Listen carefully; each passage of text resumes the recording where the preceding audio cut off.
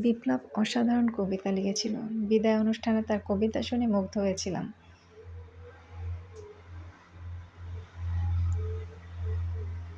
যদিও তাকে কখনো বলা হয় নাই, জানানো হয়নি তোমার শহরে আমি ক্ষণিকের অতিথি,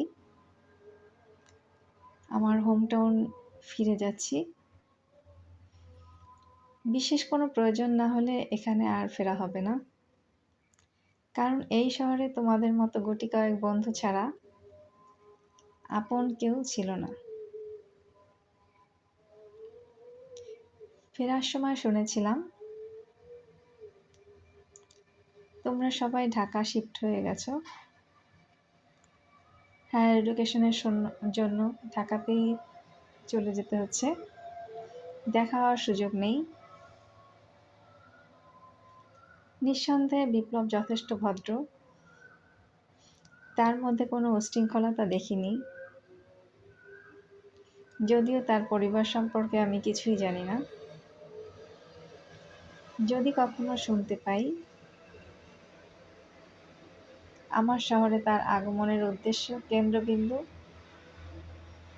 ছিলাম স্বয়ং আমি, অবাক হব, সেই সাথে ভাবব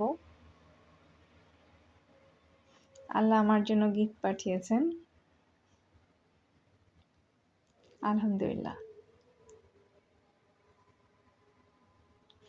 পুরনো বন্ধুদের সাথে কাটানো সময় আমার কাছে বেস্ট।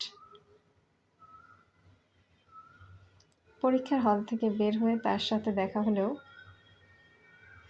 বলা হয়নি পরীক্ষার পরে চলে যাচ্ছি। গত রাতে সে বিপ্লব হঠাৎ যোগাযোগ করে। যখন নিজের পরিচয় দিয়েছে চতুর্থবার মুগ্ধ হয়েছিলাম, কারণ এর আগে 3 বার তার কবিতা শুনে মুগ্ধ হয়েছিলাম।